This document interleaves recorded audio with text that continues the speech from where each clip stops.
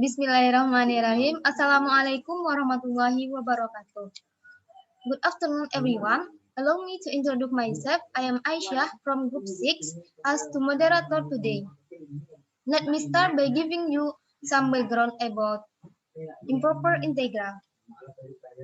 Before the starting presentation, I will introduce group member.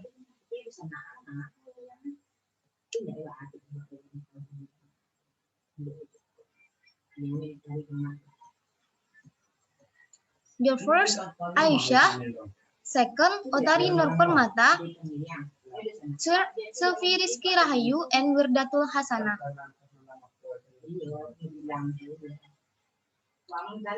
The first material about improper integral. Infinite limit of integration.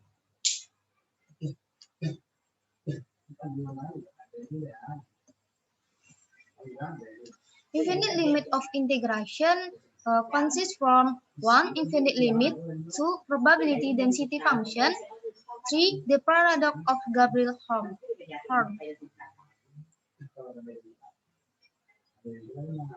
Okay,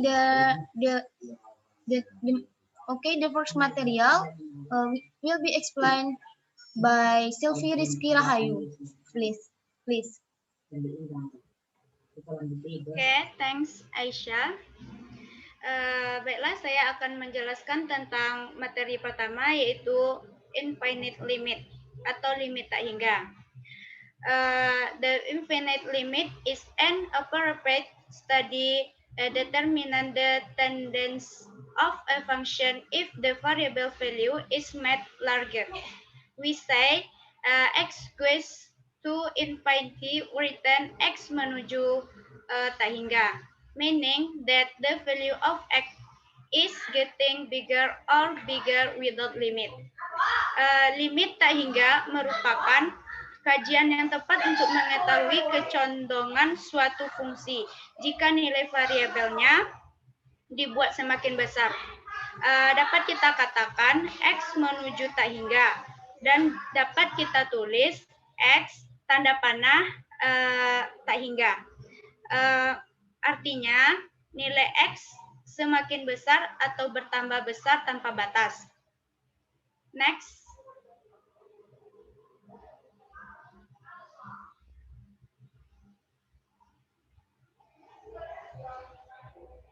Given a function fx equals 1 per x kuadrat, what happens to the function fx if the value of x gets bigger? To answer this question, let's examine the value of the fx function for the following value of x. Di sini diberikan sebuah fungsi fx di mana fx sama dengan 1 per x kuadrat. Apa yang terjadi dengan fungsi fx jika nilai x besar semakin besar? Untuk menjawab pertanyaan ini, dapat kita amati nilai fungsi fx untuk nilai-nilai berikut di bawah ini. Yang pertama, diberikan untuk nilai x sama dengan 1. Maka nilai fx-nya sama dengan 1. Yang kedua, jika nilai x sama dengan 10, maka fx sama dengan 0,01. Yang ketiga, jika nilai x sama dengan 100, maka fx sama dengan 0,0001. Yang keempat, jika nilai x sama dengan 1000, maka fx sama dengan 0,000001. Next.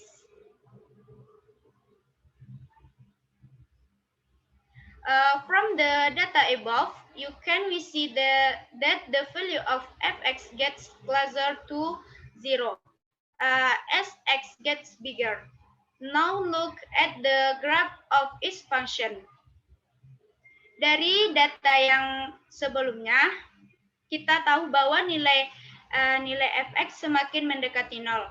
Maka ketika x semakin besar, dan di sini kita dapat melihat gambar grafik.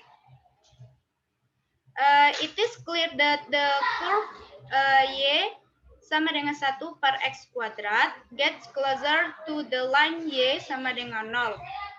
As X gets bigger.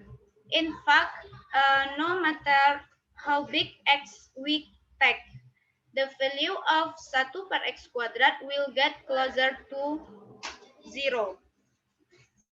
Dari grafik di atas terlihat jelas bahwa Y sama dengan 1 per X kuadrat semakin mendekati garis Y sama dengan 0 ketika X semakin besar. Faktanya, seberapapun nilai X yang kita ambil, nilai 1 per X kuadrat akan semakin dekat dengan 0.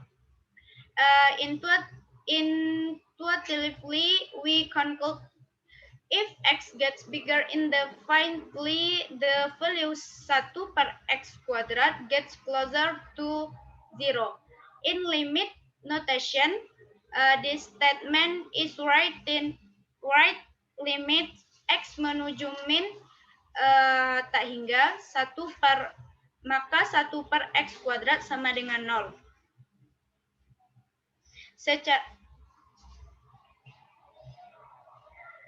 Now, let's look at the value of the function fx sama dengan 1 per x kuadrat for the following value of x.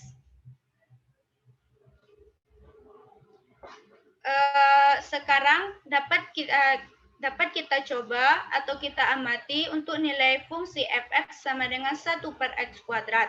Untuk nilai-nilainya sebagai berikut. Yang pertama, untuk nilai x sama dengan min 1, maka fx sama dengan 1. Yang kedua, untuk nilai x sama dengan min 10, maka fx sama dengan 0,01. Yang ketiga, untuk nilai x sama dengan min 100, maka fx sama dengan 0,001. Yang keempat, untuk nilai x sama dengan min 1000, maka fx sama dengan 0,00001.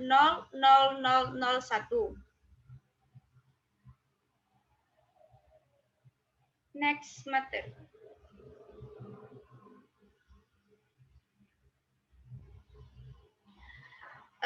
From the data above, we can see that fx equals 1 per x kuadrat is also getting closer to 0. When x is getting smaller, big negative, we write limit x menuju min tak hingga, maka 1 per x kuadrat sama dengan 0. Dari data yang kita lihat di atas, fungsi fx sama dengan 1 per x kuadrat akan semakin dekat ke 0 ketika x semakin kecil atau negatif besar. Dan dapat kita tulis limit x menuju min tak hingga 1 per x kuadrat sama dengan 0. The value of the function fx does not always approach a certain number as x gets bigger. It is possible that the value of fx actually gets bigger and keeps getting bigger without limit. For cases like this, we write limit x menuju tak hingga fx equals tak hingga, meaning that if the value of x gets bigger without limit, then the value of fx is also getting bigger without limit. Such a limit is called an infinite limit basic limit theorem. Nilai fungsi fx tidak selalu mendekati bilangan tertentu ketika x semakin besar.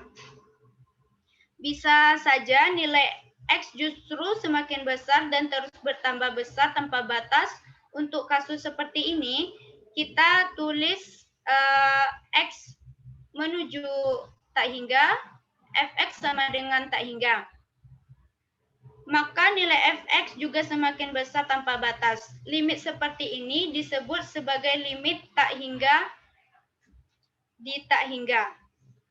Need to know can still apply the limit to infinite. However, forces involving in the finite forms such as tak hingga koma min tak hingga per tak hingga, or 0, tak hingga. It is necessary to do some algebraic manipulation first. Perlu diketahui, teorema limit dasar masih bisa diterapkan pada limit di tak hingga. Namun, untuk kasus-kasus yang melibatkan bentuk tertentu seperti tak hingga, koma min tak hingga per tak hingga, atau 0, tak hingga. Di sini perlu kita lakukan manipulasi aljabar terlebih dahulu. Next material.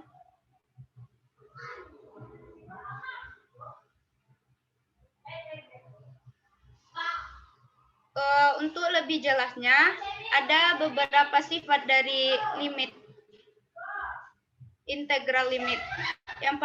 Sifat yang pertama, if n besar dari 0 and n numbers are rational, then jika di sini jika nilai n besar dari 0 dan n bilangan rasional, maka dapat kita gunakan rumusnya. Yang pertama, limit x menuju tak hingga untuk nilai 1 per x pangkat n sama dengan 0. Rumus yang kedua bisa kita gunakan limit x menuju min tak hingga untuk nilai 1 per x pangkat n sama dengan 0. Di sini xn terdefinisi untuk x kecil dari 0.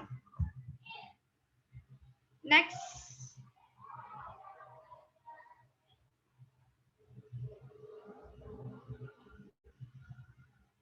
Sifat yang kedua yaitu if px and qx are polynomial function with x then n bx respectively, being the highest order of px and qx. Jika px dan qx adalah fungsi polinomial dengan ax dengan ax pangkat m dan bx pangkat n berturut-turut adalah suku pangkat tertinggi dari px dan qx, maka rumus yang dapat kita gunakan yang pertama yaitu untuk limit px x menuju plus minus tak hingga sama dengan limit ax pangkat n x menuju plus minus tak hingga. Rumus yang kedua untuk limit qx x menuju plus minus tak hingga sama dengan limit bx pangkat n x menuju plus minus tak hingga. Rumus yang ketiga, limit x menuju plus minus tak hingga untuk nilai p x per qx sama dengan limit limit x menuju plus minus tak hingga ax pangkat m per bx pangkat n. Next. Sifat yang ketiga yang dapat kita gunakan yaitu misalkan px dan qx adalah fungsi polinomial dengan ax pangkat m dan bx pangkat n berturut-turut adalah suku pangkat tertinggi dari px dan qx. Maka yang pertama, rumus yang dapat kita gunakan, jika m sama dengan n, maka limitnya limit x menuju plus minus tak hingga px per qx sama dengan a per b. Rumus yang kedua, jika m kecil dari n, maka limit x menuju plus minus tak hingga px per qx sama dengan 0. Yang ketiga, jika m besar dari n, maka limit x menuju tak hingga untuk nilai px per qx, kita dapat menemukan dua hasil, bisa tak hingga, di mana a per b besar dari 0, yang kedua min tak hingga a per b kecil dari 0. Next.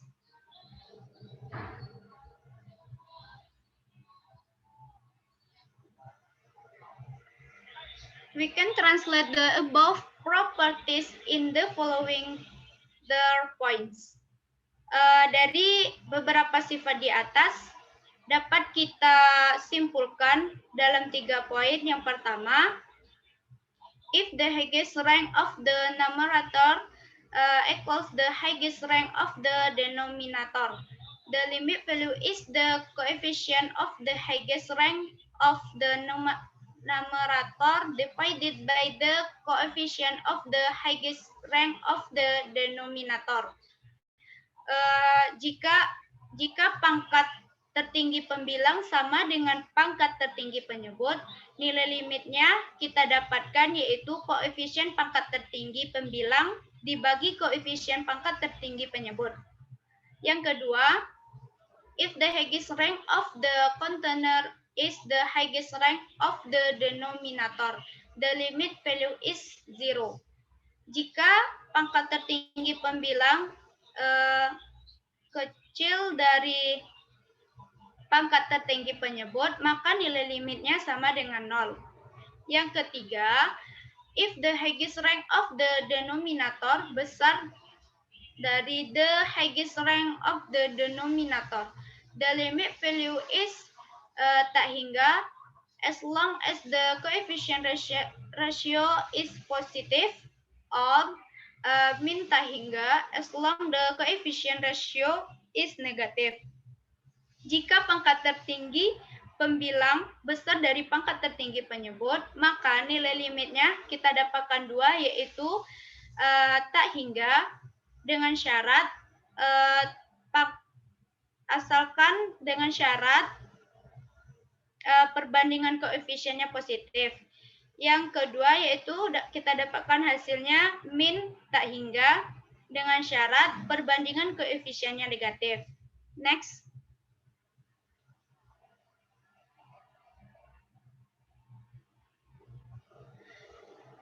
Agar kita lebih bisa memahaminya, dapat kita lihat contoh-contoh berikut. Yang pertama, kita disuruh untuk menentukan nilai limit X menuju tak hingga untuk nilai X kuadrat.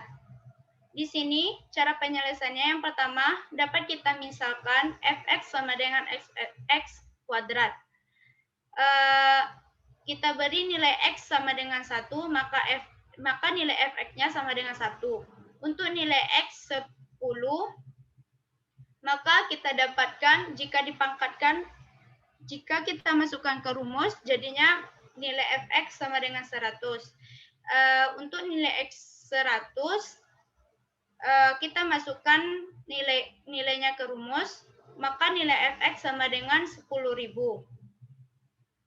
Seperti yang kita lihat, ketika X semakin besar, nilai X kuadrat juga semakin besar. Namun tidak mendekati suatu bilangan unik tertentu, melainkan terus bertambah besar tanpa batas. Jadi disimpulkan limit X menuju tak hingga X kuadrat sama dengan tak hingga. Next.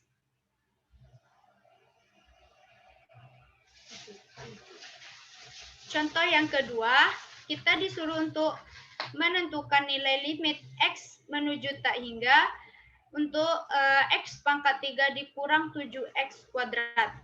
Dalam penyelesaian soal kali ini, kita perlu memfaktorkan suku pangkat tertinggi dari polinomial tersebut. Kemudian, kita hitung dari masing-masing faktor dengan berpedoman pada sifat A atau sifat yang pertama. Di sini kita selesaikan limit X menuju tak hingga untuk X pangkat 3 dikurang 7X pangkat 2. Kita faktorkan menjadi limit X menuju tak hingga X pangkat 3 dikali dengan 1 dikurang 7 per X. Dan setelah kita faktorkan, maka kita pecah menjadi limit X menuju tak hingga X pangkat 3 dikali dengan limit X menuju tak hingga dikali 1 dikurang 7 per X. Dan kita dapatkan hasil akhirnya yaitu tak hingga. Next. Contoh soal terakhir.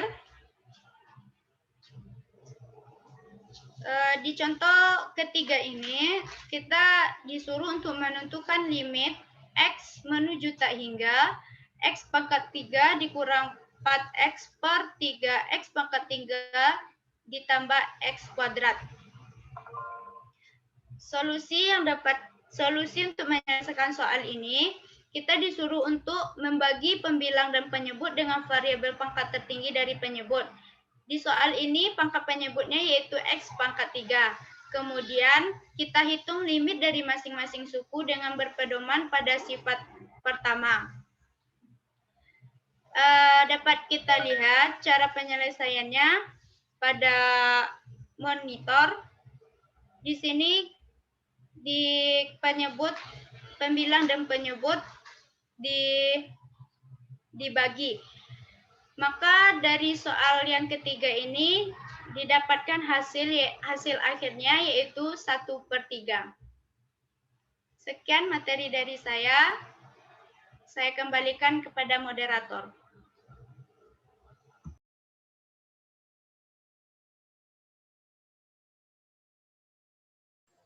Okay, thank you, Sylvie Rizky Rahayu. The next material about probability density function will be explained by Wirdatul Hasanah, please.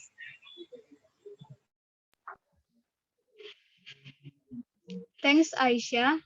Next, I'm going to explain the material about probability density function.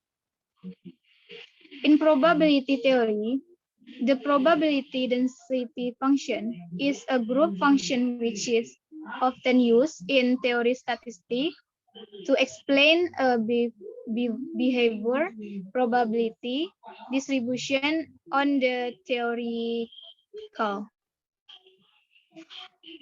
Fungsi kepadatan probabilitas atau dikenal dengan probability density function dalam bahasa Inggrisnya merupakan segolongan fungsi yang sering digunakan dalam teori statistik untuk menjelaskan perilaku suatu distribusi probabilitas teoritis.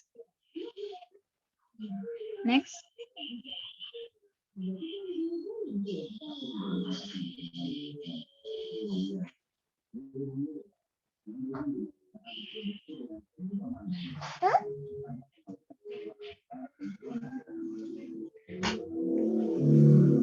Jika PDF fx, suatu variabel acak kontinu X, didefinisikan bernilai 0, ini di luar himpunan hasil yang mungkin. Maka persyaratan untuk PDF atau fungsi distribusi fungsi kepadatan distribusi didapatkan persyaratan ada dua, yaitu fx besar sama dari 0 untuk semua X, dan yang kedua, integral fx dx dengan batas min tak hingga sampai min tak hingga sama dengan 1.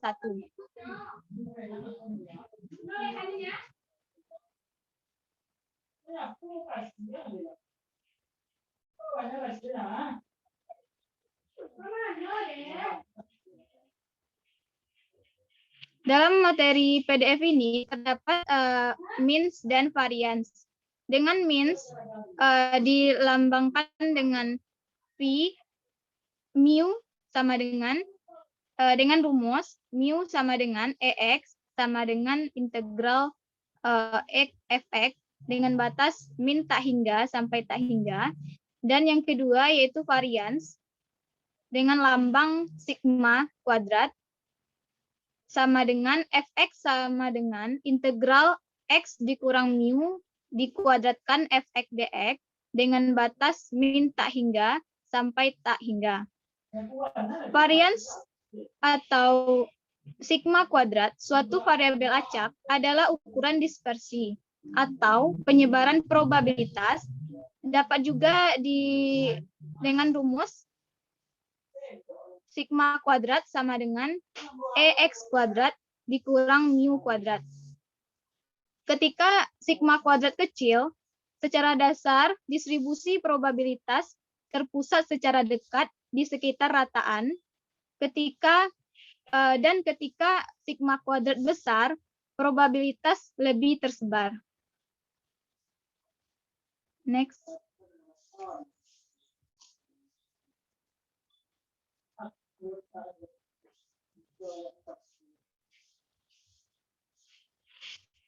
Baiklah, untuk memperjelas, diberikan suatu contoh distribusi eksponensial. Distribusi eksponensial ini digunakan untuk memodelkan masa hidup komponen listrik atau mekanis.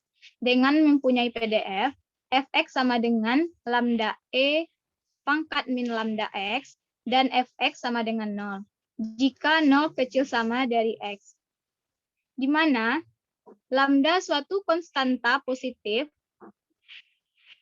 yang ditanya A, perlihatkan bahwa ini adalah suatu PDF yang valid. Yang kedua, carilah rataan mu dan varians sigma kuadrat. Dan yang ketiga, carilah fungsi distribusi kumulatif atau CDF, Fx. Dan terakhir, carilah jika suatu komponen yang mempunyai masa hidup X, serta yang diukur dalam jam berupa variabel acak, yang mempunyai distribusi eksponensial dengan lambda sama dengan 0,01. Berapakah probabilitas bahwa komponen tersebut bekerja untuk paling sedikit 20 jam? Solusinya, yang pertama, kita akan membuktikan PDF ini valid atau tidaknya.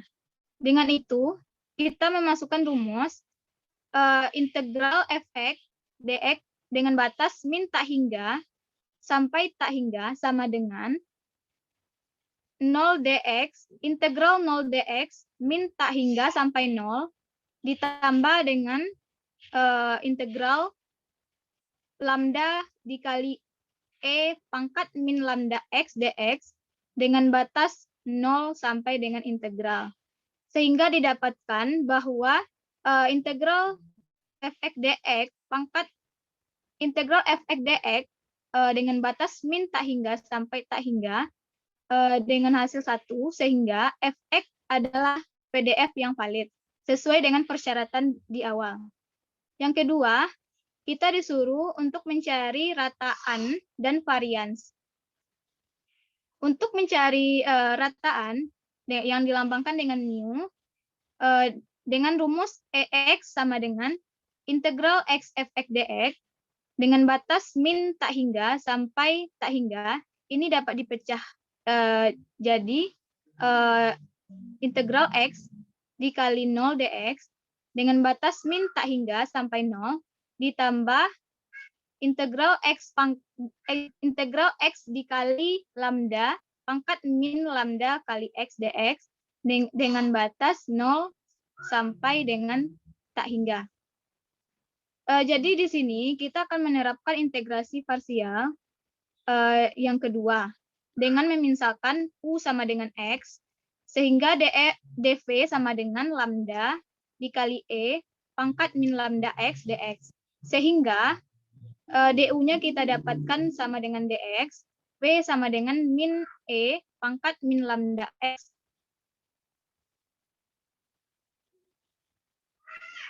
Sehingga di sini kita dapatkan EX sama dengan min X dikali lambda dikali E pangkat min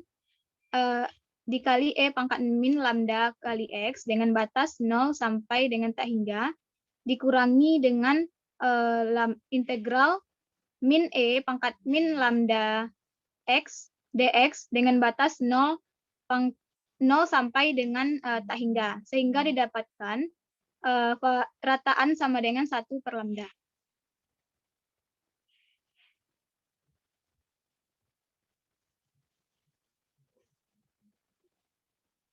Selanjutnya kita akan mencari varians atau dilambangkan dengan sigma kuadrat dengan rumus EX kuadrat dikurang mu kuadrat. Di sini mu sudah didapatkan atau rataan yaitu 1 per lambda.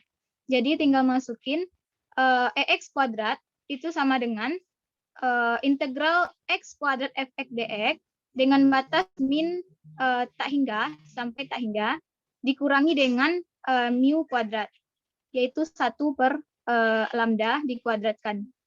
Sehingga didapatkan nilai varians adalah 1 per lambda dikuadratkan.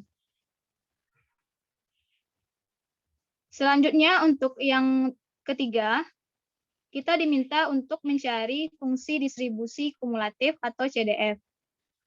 Untuk CDF, X arus kecil dari 0 dengan fx sama dengan P dikali X besar kecil sama dari X kecil sama dengan 0 untuk X besar sama dengan 0. Di sini kita memasukkan rumus fx sama dengan integral fx dt, fx dx dengan batas min tak hingga sampai x dengan memecahkan yaitu menjadi integral 0 dx dengan batas min tak hingga sampai 0 ditambah dengan integral lambda e pangkat min lambda x dx dengan batas 0 sampai dengan x. Sehingga didapatkan nilai fx atau fungsi distribusi kumulatif yaitu 1 dikurang e pangkat min lambda dikali x.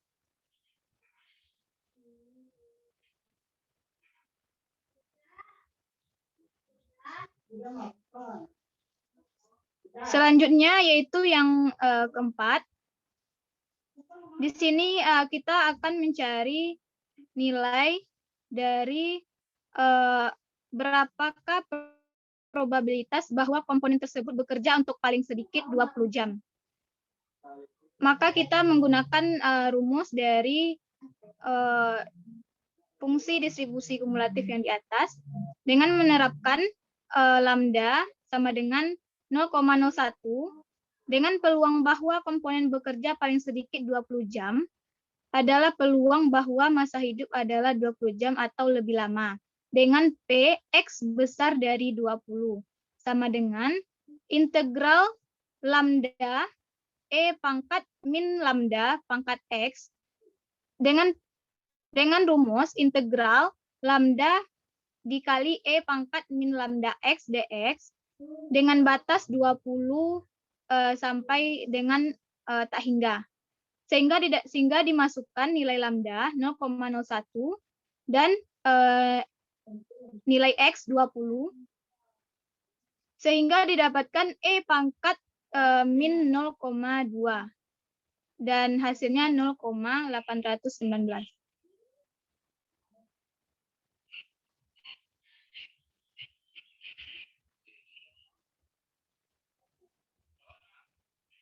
Baiklah, selanjutnya yaitu distribusi normal. Distribusi normal adalah kurva bentuk lonceng. Ini juga termasuk ke dalam keluarga distribusi karena rataan dapat berupa sebarang nilai dan varians juga dapat berupa sebarang bilangan positif. Dengan distribusi normal, parameter mu dan sigma kuadrat mempunyai PDF. Sehingga didapatkan rumus dari distribusi normal itu, fx sama dengan 1 per akar 2phi dikali sigma xp, dalam kurung min x dikurang mu dikuadratkan per 2 sigma kuadrat. Parameter mu dan sigma kuadrat ternyata masing-masing sama dengan rataan dan varians. Jadi, dapat membenarkan penggunaan huruf-huruf Yunani, mu dan sigma. Diperjelas dengan gambar 5 yang memperlihatkan hasil plot PDF untuk distribusi normal dengan rataan mu sama dengan 0 dan varians sigma kuadrat sama dengan 1. Sehingga didapatkan rumus integral 1 per akar 2phi dikali sigma xp dikali dengan min dalam kurung x dikurang mu dikuadratkan per 2 sigma kuadrat dx dengan batas min tak hingga sampai tak hingga sama dengan 1. Jadi sifat-sifat distribusi normal meliputi grafiknya simetris terhadap garis x sama dengan phi, kemudian mempunyai maksimum pada x sama dengan phi, mempunyai titik belok ketika x sama dengan phi plus minus sigma, dan rataannya adalah phi dan variansnya adalah sigma kuadrat. Baiklah, selanjutnya contoh yang terakhir, kita akan disuruh untuk memperlihatkan atau membuktikan bahwa yang pertama 1/(2)phi integral xe pangkat min x kuadrat dx dengan batas min tak hingga sampai tak hingga sama dengan 0. Dan yang kedua, 1/(2)phi integral x pangkat kuadrat e pangkat min x kuadrat per 2 dx dengan batas min tak hingga sampai tak hingga sama dengan 1.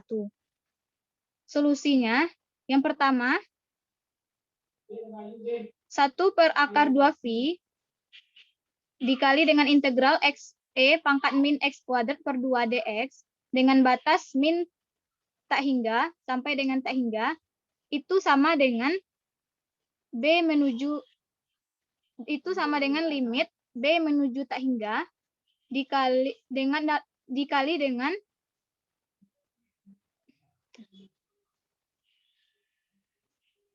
baiklah, yang pertama 1/(2)phi dikali dengan integral xe pangkat min x kuadrat per 2 dx dengan batas min tak hingga sampai tak hingga sama dengan limit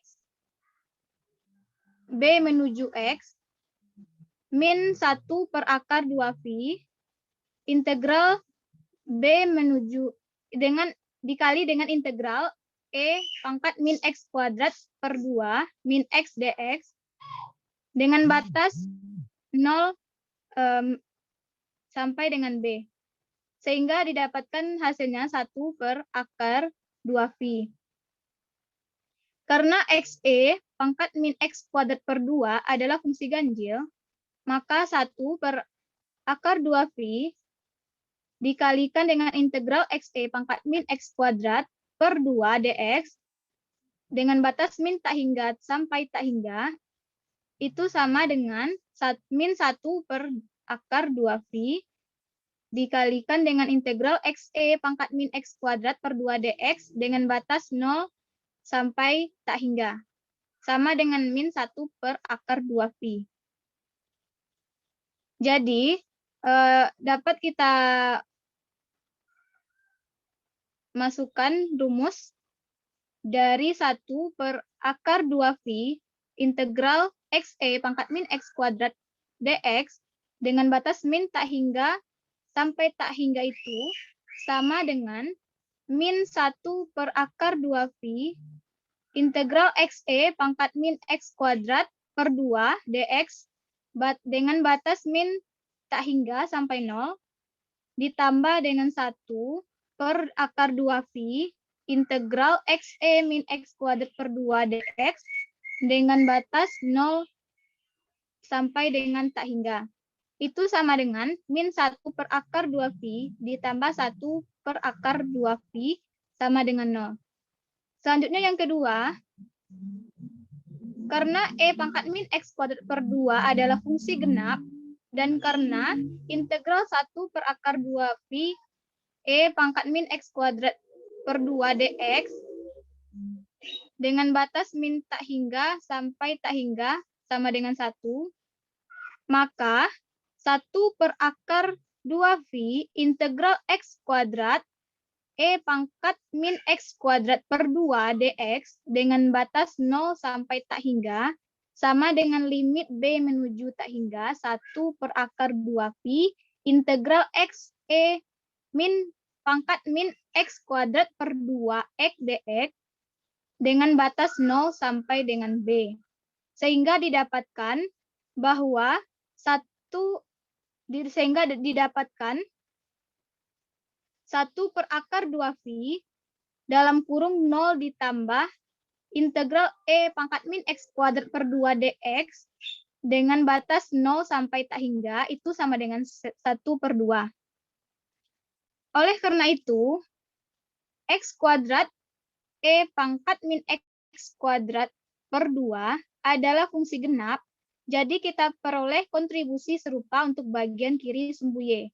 Sehingga 1/(2)phi integral x e pangkat min x kuadrat per 2 dx dengan batasan min tak hingga sampai tak hingga sama dengan 1/2 ditambah 1/2 sama dengan 1.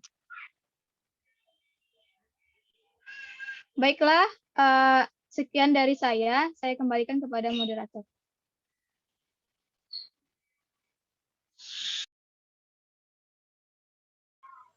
Okay, thank you, Datul Hasanah. The next material about Jibril trumpet paradox will be explained by Utari Nur Permata, please. Okay, thank you, Aisyah. Okay, I want to tell you about Jibril trumpet paradox, yang biasa dikenal dengan Gabriel horn atau trompet Tarachili.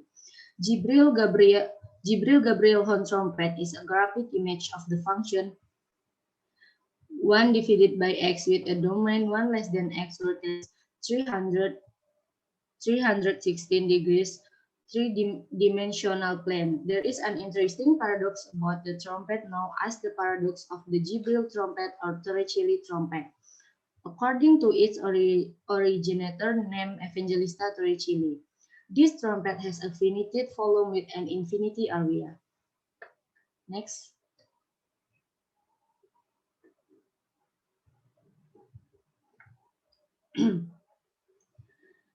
Okay. Gabriel horn atau trompet Torricelli merupakan grafik Y sama dengan 1/x yang kemudian diputar terhadap sumbu X, lalu didapatkan benda 3 dimensi seperti trompet. Hal yang unik dari trompet ini adalah karena dia memiliki volume yang terbatas dan luas yang tidak terbatas. Untuk mengetahui hal itu, mari kita lihat penghitungan volume dan luasnya sebagai berikut. Volumenya sama dengan integral 1 sampai tak hingga dari V Y kuadrat dx, di mana Y sama dengan 1/x dan batas bawahnya 1 dan batas atasnya tak hingga, sama dengan V integral 1 sampai tak hingga dari dx per x kuadrat, sehingga kita dapatkan volumenya sebagai berikut. Kemudian kita integralkan 1/x kuadrat. Lalu kita ganti batas atas dan batas bawahnya menjadi V 0 dikurang min 1. Apabila diambil dari limit B menuju tak hingga, kita akan menemukan bahwa volume dari Gabriel horn sama dengan V atau terbatas pada V. Lalu untuk luas permukaannya, S sama dengan integral dari 1 sampai tak hingga 2VY akar 1 ditambah Y kuadrat dx, lebih dari 2V integral dari 1 sampai tak hingga Y dx, sama dengan 2V integral dari 1 sampai tak hingga dx per x, sama dengan 2V ln x. Lalu kita masukkan batas atas dan batas bawahnya menjadi 2V tak hingga dikurang 0. Apabila diambil dari limit B menuju tak hingga, kita akan menemukan bahwa volume dari Gabriel horn, kita akan menemukan bahwa luas dari Gabriel horn sama dengan tak hingga. Next.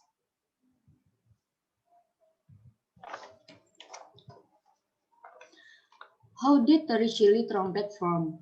Bagaimana trompet Torricelli itu sendiri dibentuk? So, we must first know how to calculate the surface area under the curve.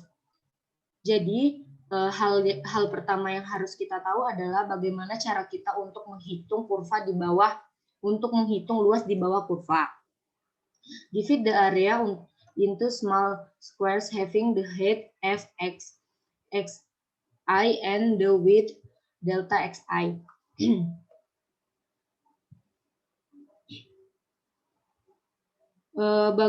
Bagaimana trompet Torricelli itu dibentuk, yaitu dengan kita menggunakan cara menghitung luas di bawah kurva dengan membagi daerah menjadi persegi-persegi kecil yang memiliki tinggi f, xi dan lebar delta xi. The area of this square is calculated then added up. Persegi ini dihitung luasnya, kemudian dijumlahkan seluruhnya. Perhatikan gambar pada layar berikut. Kita dapat menuliskan area di bawah kurva sebagai A sama dengan F X1 delta X1 ditambah F kali X2 delta X2 ditambah titik-titik dan seterusnya sampai dengan delta X. Next.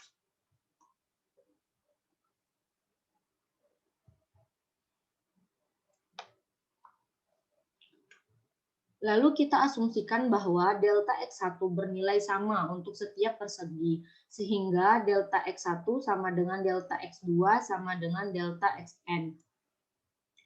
Untuk nilai n menuju tak hingga, maka nilai delta Xn akan menuju 0. Dengan demikian, ekspresi luas di bawah kurva dapat kita tuliskan menjadi limit n menuju tak hingga sama dengan 1F dikali XI, delta XI sama dengan limit X menuju 0, sigma X sama dengan A dikali B dikali F XI delta XI. Atau menurut teori Newton dan Leibniz, kita dapat menyederhanakannya menjadi integral A, B, Fx dx. Next.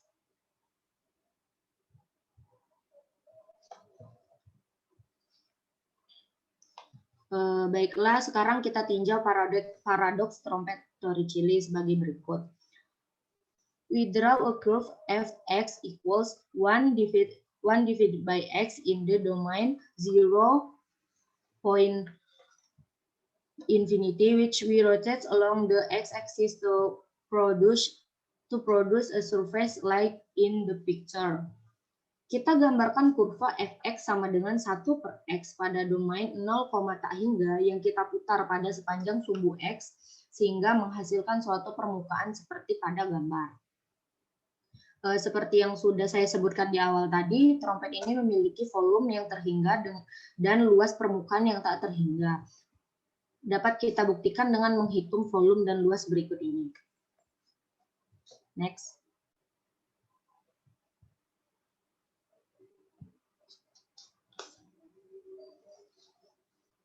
Dapat kita lihat volumenya di sini berhingga, yaitu dengan hasil 3,141592. Sedangkan luas permukaannya, next, luas permukaannya itu tidak berhingga. Nah, trompet Jibril ini akan menjadi paradoks ketika kita anggap trompet Jibril sebagai sebuah cat yang akan kita isi, sebuah kaleng cat yang akan kita isi dengan cat. Lalu apakah kita dapat mencat bagian dalam luas permukaan dengan hanya sebanyak V cat, atau kita butuh tak hingga cat untuk itu? Dan inilah yang disebut sebagai Painter's Paradox. Jawaban untuk Painter's Paradox secara teoristis kita dapat mencatnya dengan V buah cat. Tetapi jika secara praktek kita tidak bisa untuk mencatnya dengan hanya V buah cat. Remember that B is initially so when we calculate as length infinity gives area of infinity. So that we can conclude if we can completely fill this Torricelli trumpet with V area of paint, but we need an infinity amount of paint to cover the surface of the Torricelli trumpet. Ingat bahwa B pada awalnya, sehingga len B yang dihitung sebagai len tak hingga menghasilkan luas dengan nilai yang tak berhingga. Sehingga dapat kita simpulkan, jika diibaratkan kita bisa mengisi penuh trompet Torricelli ini dengan cat sebanyak V, tetapi kita membutuhkan cat yang tak berhingga banyaknya untuk menutup permukaan trompet Torricelli tersebut. Baiklah, sekian materi dari saya kembalikan lagi kepada moderator.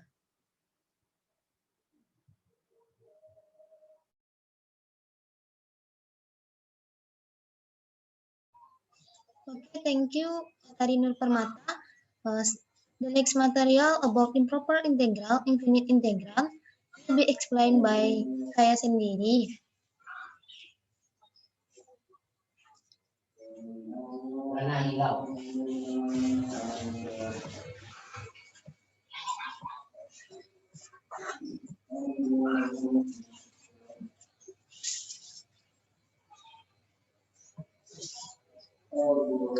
Infinite integral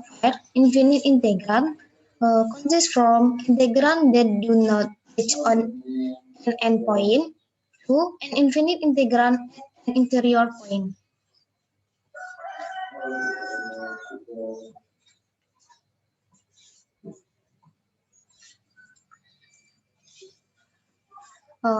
Integrand that are infinite at an endpoint terdiri dari dua jenis. Yang pertama yaitu yang berada di titik ujung dan yang berada di suatu titik interior. Nah, yang pertama kita akan membahas yang berada di titik ujung.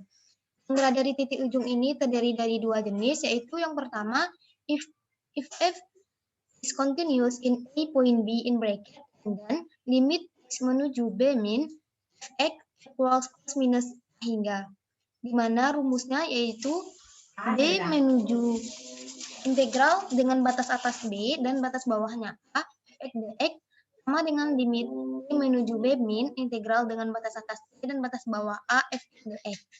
Nah, yang kedua yaitu if continuous at P point B in bracket dan limit menuju A plus sama dengan plus minus hingga, di mana rumusnya yaitu integral dengan batas atasnya B dan batas bawahnya A fx dx sama dengan limit T menuju A plus integral dengan batas atas B dan batas bawah T fx dx.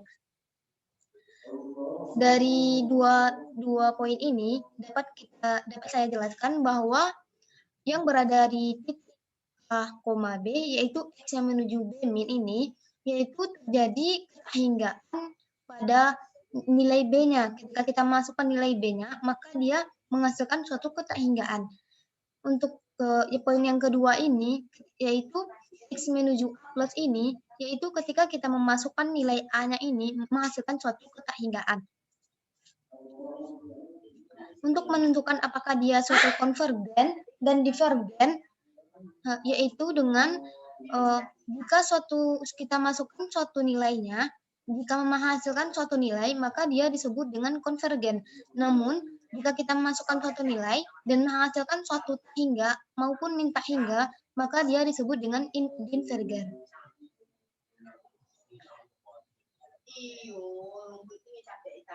Oke, supaya lebih jelasnya, kita masuk ke dalam contohnya. Yang pertama yaitu if possible calculate the improper integral 0 menuju 2 dx divided by root 4 minus x square. Nah, di sini dapat kita lihat bahwa ketika kita memasukkan angka nilai 2 ke dalam persamaan ini, maka dia akan menghasilkan suatu ketahinggaan. Maka kita akan menggunakan rumus yang pertama tadi, yaitu menjadi limit menuju 2 min integral 0 menuju T dx divided by 4 minus x square sama dengan limit menuju 2 min kita integralkan, maka dia menjadi sin inverse x per 2 dengan batas atas T dan batas bawahnya 0. Kita ingat dengan rumus pelajaran kita sebelumnya tentang rumus dari sin inverse, cos inverse, dan tan inverse, yaitu sama dengan, maka ini akan menjadi sin inverse T per 2 dikurang sin inverse 0 per 2. Maka mendapatkan hasil Pi per 2. Ini disebut dengan konvergen karena dia menghasilkan suatu nilai. Contoh selanjutnya yaitu evaluate if possible integral dengan batas atasnya 16 dan batas bawahnya 0, 1 divided by x pangkat 1/4 dx. Nah, dari sini jika kita melihat bahwa ketika kita memasukkan nilainya 16, maka dia mendapatkan suatu nilai. Namun ketika kita memasukkan nilainya 0, maka dia akan menuju ketahinggaan. Maka kita menggunakan rumus yang kedua, yaitu menjadi limit menuju 0 plus integral dengan batas atasnya 16 menuju dengan dan batas bawahnya T, x pangkat min 1/4 dx. Kita masukkan nilainya, kita integralkan, dan kita masukkan nilainya sehingga menghasilkan 32/3. Ini sama, juga merupakan suatu konvergen karena menghasilkan suatu nilai.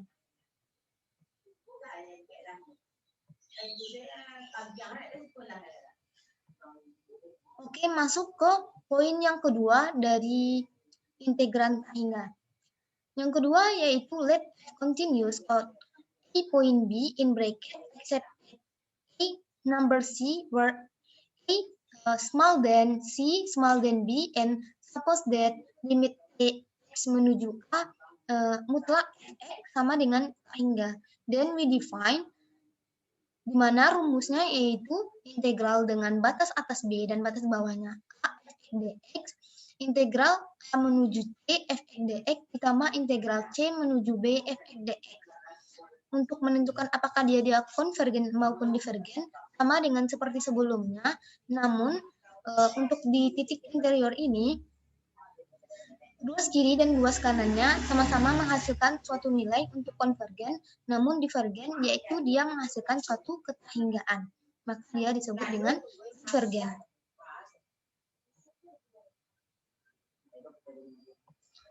Untuk lebih jelasnya, kita masuk ke dalam contoh soal, yaitu evaluate if possible the improper integral 0 menuju 3 dx divided by x minus 1 pangkat 2/3. Nah, di sini dapat kita lihat bahwa ketika kita memasukkan nilainya 0, maka dia menghasilkan suatu nilai. Ketika kita memasukkan nilainya 3, dia juga mendapatkan suatu nilai. Namun, ketika kita memasukkan nilainya angka 1, yaitu C, sama dengan 1, maka dia akan menuju ke tahinggaan.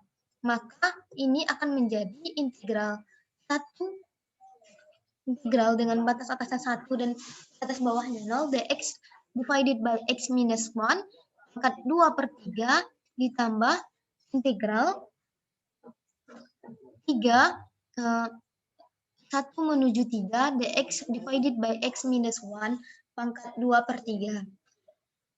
Nah, ini kita integralkan. Setelah itu kita masukkan nilainya, maka dia akan mendapatkan hasil 6,78. Maka dia juga merupakan suatu konvergen karena menghasilkan suatu nilai.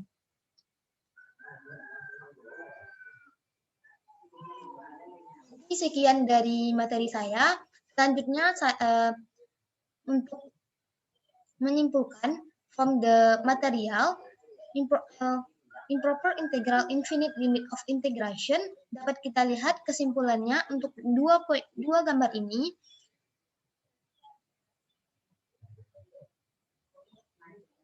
Selanjutnya untuk integrand that are infinite point, interior point, dapat juga kita lihat pada slide ini.